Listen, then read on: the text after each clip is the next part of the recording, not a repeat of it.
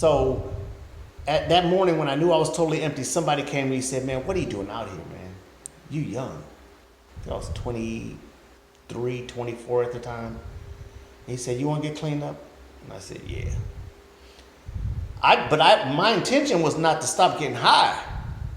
I just need. You just want to get back on your feet. I just need a little break. You know what I mean? So I just needed a little break. Let me just get my shit together for a little while. Let me get my shit together for a minute. I'm gonna figure this shit out. Got into the goddamn detox center. You could stay there 3 or 4 days. I was there the 4th day. They called my name and said, okay, well, you got to leave today. There was a nurse there. And I think I told you about the nurse earlier about who said, there's something special about you. I'm going to get you that liver. When they were supposed to leave the detox center, a nurse came to me and said the same thing. You're special. I'm not going to let you leave. She said, you go in the back and you go sit your ass down and be quiet. About an hour later, she came to me and she said, a bed came available. Somebody just relapsed. And once you relapse, you get kicked out of that house for the rehab. And we got a place for you. And the place is called Bay House. And that's where I met a black man who taught me how to be a black man. His name is Ron Simpson. And he taught me everything. Between him and this other Puerto Rican guy, Samuel Gonzalez, who is dead now, they taught me. They taught me how to be a man. Did they work in the center, or they were there as well, like you, as patients? I'm sorry? Did they work at the center, or were they there as patients like you? Well, one of them worked there. The other one used to be an ex-patient, but he still always came around giving, just giving back, helping. And so I told Ron, I said, Ron, listen, y'all talk about, spirituality here and God. I said, that's not my thing. And he told me, he said, Gene, I don't care what God you believe in. He said, matter of fact, let's do this. You see that doorknob? Believe in that doorknob. As long as you believe in something greater than yourself. Greater than yourself. And I said, I could do that, Ron. And I was there for about a month, just kind of, no, I was there for about 4 days. And, I'm still fucked up. But I was there for about 4 days. There was this group session. And I told everybody, I said, I'm going to be a lawyer. And them motherfuckers laughed at me. Okay, where does this thought come from? Have you always had aspirations of following law or getting into law? Or did I don't know where that fucking... Just one day you want to be like, man, I'm going to be a lawyer. And everybody looked at me like, nigga, you on that shit. Here this nigga go. Just slow down. Let's just try to keep that pipe out. That's what they told me. Let's slow down. Let's just try to keep that pipe out your mouth. Don't worry about all the rest of that shit. You talking about going to law school and you 3-4 days sober. You still got shit on you. How you going to be talking about slow down? And they laughed. But I never forgot that. What year was this, by the way? This was in 80... God, it must have been around about 81, 82. It must have been around about 82. No, it had been a little bit later than that. It had been around about 92. 92, so in the 90s. I was around 24, 25 yeah. About that time. And I remember sitting up one night, because I still wasn't able to sleep. You know what I mean? Because I was... Still got everything. You got everything in you, and just my clock was different. And I was... they had the 12 steps and the 12 traditions. It was basically an AA program. But it was, it's everything, dealt with drugs, everything. And I remember looking up at those steps and looking at the traditions, and a light went off. I looked up at them, and all of it made sense. Like that. It was just like that click. And my eyes opened up, and I'm like, I got it. And ever since that point, then I've been on fire.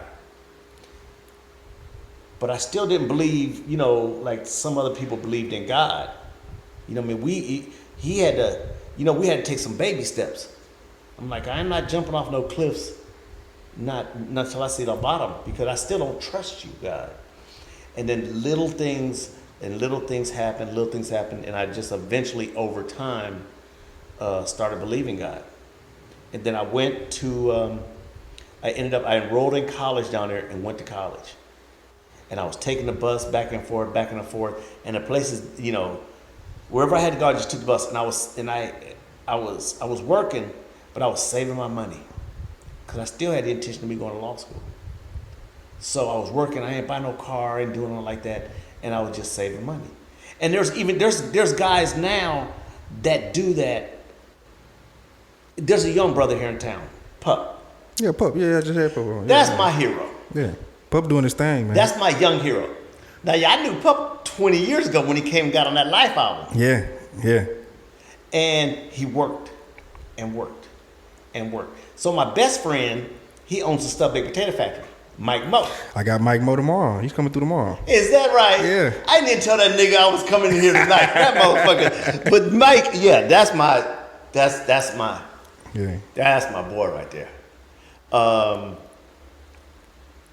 I can remember when Mike had the dreams of opening up a restaurant. He didn't have no name for it then, but he always did barbecue.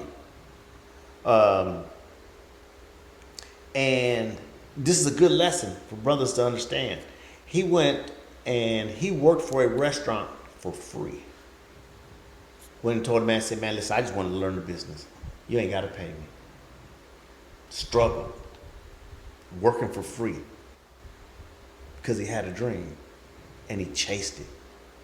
And I remember he used to kind of try out potatoes, and late at nights, sometime we were doing like the UFC events and shit like that. I would go over there with him because we were hanging out doing our thing. We was chasing women, drinking, we was having a good time. So, of course we always helped each other. And then we did these pop-up kitchens, and then shit, you can see what he's doing now. Yeah. The Pup and Mike, they're the good examples of you just keep working. Work hard, save your money, struggle, man. Just struggle. And you'll get there. And so that's what I did. I mean, I worked, saved my money. I ended up getting my bachelor's degree. Ended up in law school. Even though I knew I had a warrant out. But you go to law school. When you go to law school, you go back to Cali? No. I was living in Miami. When I went to law school, I came here to Texas. Okay. Which was a shock to me. Yeah, no connections here. No. I didn't care about that. I go wherever I want to go. I didn't care. I wasn't scared or nothing like that. But it was a shock to me coming down here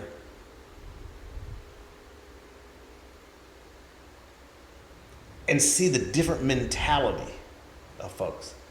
You gotta remember, I'm from the West Coast. Yeah. Niggas out there wasn't having it like they having it. Here. They just not. It was a different. They different out there. The best example I can tell you about them being different is this. When do you think ever a gang member here in Houston go have a burial service where the Rockets play? Yeah. When? Yeah, shit ain't gonna happen. It ain't happening. Yeah. Where Nipsey get buried at? Yeah, at the Lakers spot. Yeah. Motherfuckers out there, they have a lot of different respect. They understand that these streets is controlled by them. You want to calm these streets down? That's cater to them. There you go. Yeah. And they go to them with respect, and they, it's just different. And they don't have the white folks out there acting up like they have down here in Texas and Louisiana and Alabama and here in the South. Like all this shit with Trump doing. You don't see that shit in New York, LA, Chicago. They ain't having it. Yeah. Donnie Houston.